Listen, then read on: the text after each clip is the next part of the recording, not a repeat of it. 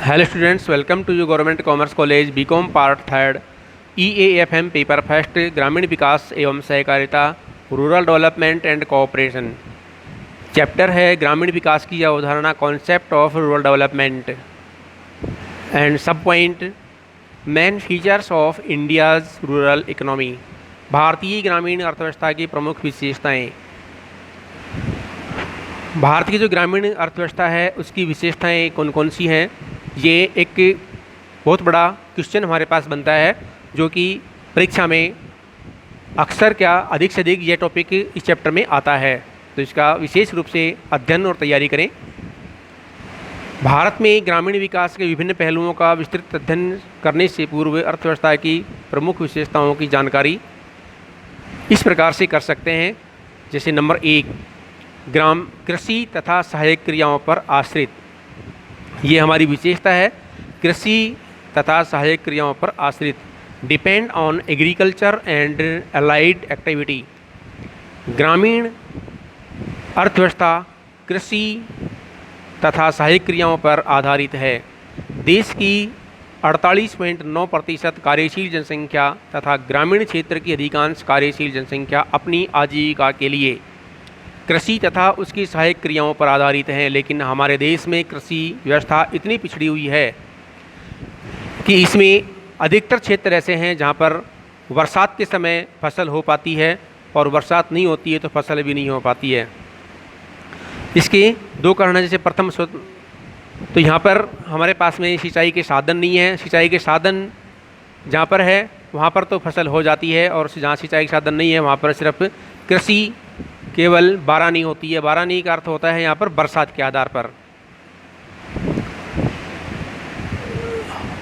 और कृषि जो पिछड़ी हुई है उसका एक कारण, दो कारण और भी हैं। जैसे एक, स्वतंत्रता के 5 दशक बाद भी लाखों किसानों को भू स्वामित्व अधिकार प्राप्त नहीं है, अर्थात भूमि सुधार कार्यक्रम ठीक प्रकार से लागू नहीं हो पाए हैं। इस कारण को हम संस्थागत कारण मान सकते हैं। दूसरा प्रमुख कारण कृषि की पुरानी विधियों का प्रयोग हो रहा है, जिससे कृषि उत्पादन का उत्पादकता स्तर बहुत नीचा है। इसे तकनीकी कारण कहा जा सकता है। इन दोनों कारणों को दूर करने के लिए एक साथ प्रयास करने की आवश्यकता है, लेकिन अब तक हम इसमें असफल रहे हैं, क्योंकि हमारे पास प्राकृतिक संसाधन तो हैं लेकिन उनका हम दोहन नहीं कर पाते हैं, और दोहन करने की कोशिश करें तो हमारे पास साधन नहीं होते हैं, और साधन अगर हों तो उन साधनों को यूज करने के लिए हमारे पास में टेक्नोलॉजी नहीं होती है। इस प्रकार से जो कृषि तथा सहायक क्रियाओं पर आश्रितता है वो हमारी अर्थव्यवस्था में पहले बनी हुई थी और आज भी बनी हुई है। दूसरा है निर्धनता, पॉवर्टी।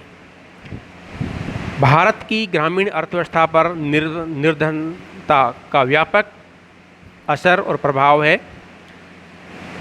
पिछले दशकों में योजनाबद्ध विकास के द्वारा ग्रामीण निर्धनता पर बहुत अधिक कार्य हुए, जिसके परिणाम स्वरूप 1973-74 में योजना आयोग के अनुसार URP विधि जहां ग्रामीण जनसंख्या का 56.4% भाग निर्धनता रेखा पॉवर्टी लाइन से नीचे था, वहां 1993-94 में यह प्रतिशत घट करके 37.3% रह गया, और वर्ष 2004-05 में निर्धनता का अनुपात घटकर 28.3 रह गया। यद्यपि तेंदुलकर समिति 2004-05 के अनुमान के अनुसार देश में 93-94 में ग्रामीण निर्धनता का अनुपात 50.1 MRP विधि पर आधारित था, जो 4-5 में घटकर 41.8 हो गया, और वर्ष 2011-12 में देश में ग्रामीण निर्धनता का अनुपात घटकर 25.7 रह गया। लेकिन देश के अनेक राज्यों में यह अनुपात बहुत अधिक है। जैसे बिहार में 34, उड़ीसा में 35, उत्तर प्रदेश में 30, मध्य प्रदेश में 35, असम में 33, राजस्थान में ग्रामीण निर्धनता का अनुपात 16, हिमाचल प्रदेश में 9.1, केरल में 12, पंजाब में 14, हरियाणा में 18, गुजरात में 21% है। सरकार ने ग्रामीण निर्धनता के उन्मूलन हेतु अनेक कार्यक्रम शुरू किए हैं, लेकिन फिर भी वर्तमान में ग्रामीण जनसंख्या का एक बहुत बड़ा भाग गरीबी से पीड़ित है। और इस गरीबी से पीड़ित भाग की अगर व्याख्या की जाए तो वर्तमान में जो कोविड-19 के कारण हमारी एक ग्रामीण अर्थव्यवस्था की और हमारी भारतीय अर्थव्यवस्था की जो पोल खोलती है, ये लॉकडाउन के कारण हमारे सामने जो समस्याएं सामने आ रही हैं, उन समस्याओं से बिल्कुल सामने प्रतीत होता है कि हम कितना विकास कर पाते हैं, कितना विकास करते हैं और कितना विकास हो रहा है। कागज़ों में कुछ विकास और होता है, धरातल पे कुछ और होता है, और जनता के बीच में जाकर के उसका रिसर्च किया जाए तो विकास कुछ और होता है।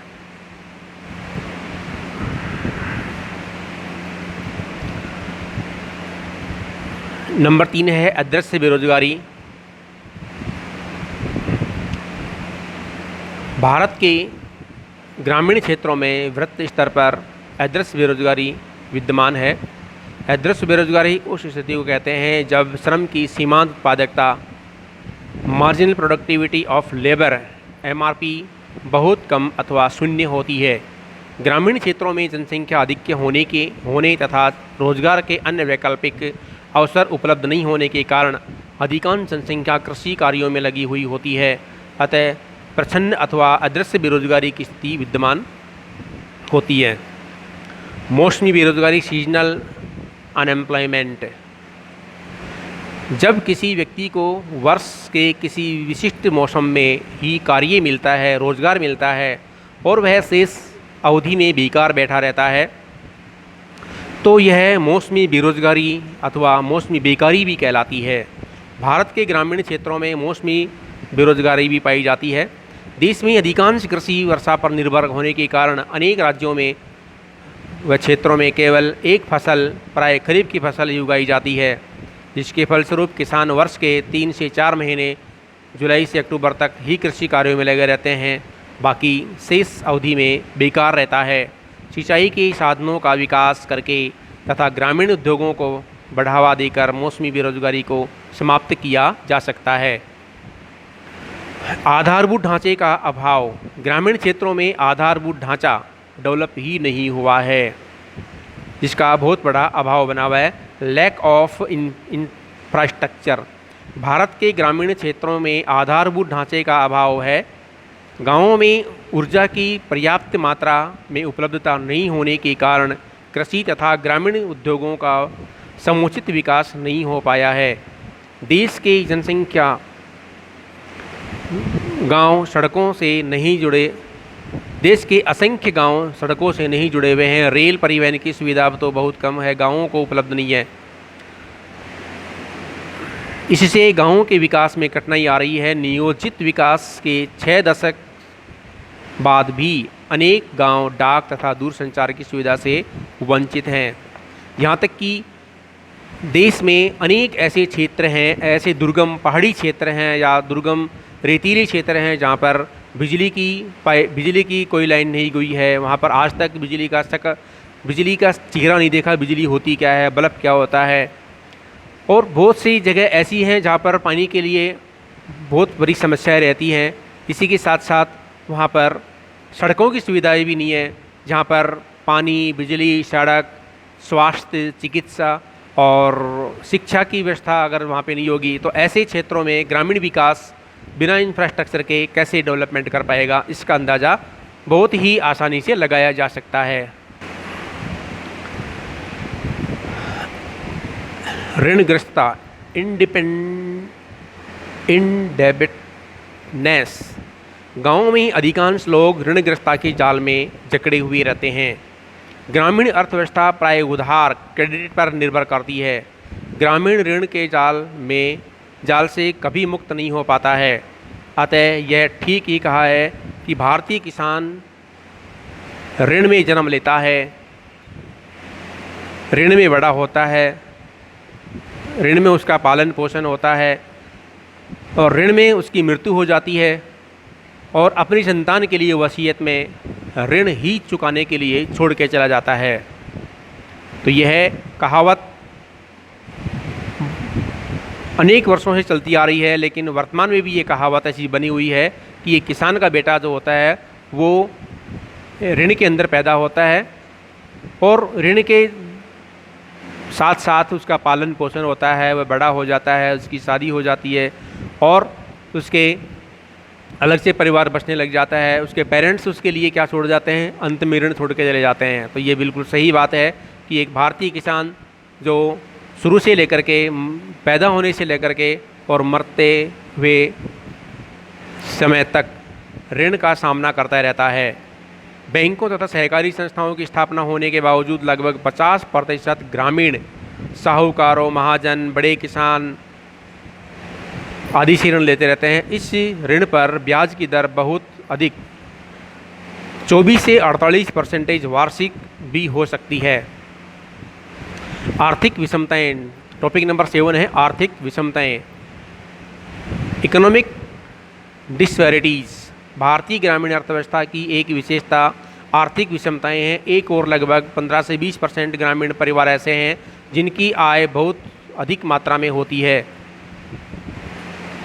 वे शहरों में उपलब्ध ऊंचे मूल्यों वाली उपभोक्ता व टिकाऊ वस्तुओं का उपयोग करते हैं। दूसरी ओर लगभग 75 से 80% ग्रामीण परिवार ऐसे होते हैं जो या तो भूमिहीन है या उनकी जोत का आकार बहुत छोटा होता है। ये परिवार अपनी रोजी रोटी के लिए निरंतर संघर्ष करते रहते हैं। एक व्यक्ति ऐसा होता है जिसके पास में उसको खुद को नहीं पता है कि उसके पास कितना पैसा है। दूसरा व्यक्ति ऐसा होता है कि जो एक एक रुपए के लिए अपनी जान भी दे देता है और किसी की जान ले भी लेता है भूखा मरता हुआ। नंबर 8 है पूंजी की कमी, लैक ऑफ कैपिटल। गाँवों में निर्धनता तथा बेरोजगारी के कारण आय का स्तर बहुत नीचा है, जिसके परिणाम स्वरूप ग्रामीण क्षेत्रों में बचतें बहुत कम होती हैं। अतः पूंजी की कमी रहती है। पूंजी की कमी के कारण गांवों का समुचित विकास नहीं हो पाता है। नंबर 9 उत्पादक कार्यों पर व्यय, अनप्रोडक्टिव एक्सपेंडिचर। अधिकांश ग्रामीण अपनी आय के बहुत बड़े भाग को अनुत्पादक कार्यों पर खर्च कर देते हैं। आज भी मृत्युभोज, मुंडन, श्राद्ध तथा शादी इत्यादि समारोह पर ग्रामीण क्षेत्रों में इतना अधिक व्यय किया जाता है कि उस व्यय को चुकाने के लिए आयोजन करने वाला व्यक्ति अपने जीवन भर चुकाता ही रहता है। आमतौर पर ग्रामीण अपनी आय व हैसियत से अधिक अनुत्पादक कार्यों पर व्यय करते रहते हैं। इन अनुत्पादक व्ययों के लिए वे साहूकारों से ऋण ले लेते हैं और उन ऋणों का ब्याज इतना अधिक होता है कि वो उसके तले दबे रहते हैं। नंबर 10 जनसंख्या में तीव्र वृद्धि, रैपिड इंक्रीज इन पॉपुलेशन। ग्रामीण क्षेत्रों में जन्म दर बहुत ऊंची होती है।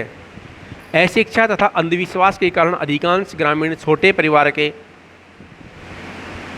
महत्व को नहीं समझ पाते हैं। क्योंकि ग्रामीण क्षेत्रों में अधिकांश लोगों के पास अपने परिवार में बांटने के लिए कोई संपत्ति नहीं होती है। अतः वे परिवार में प्रत्येक शिशु के जन्म को एक संपत्ति मानते हैं। ग्रामीण बालक 5 से 7 वर्ष की आयु में ही बाल श्रमिक के रूप में ग्रामीण परिवार की आय का एक साधन बन जाता है। इसी कारण ग्रामीण निर्धन परिवार नियोजन को नहीं अपनाते हैं, जिससे जनसंख्या में वृद्धि होती रहती है।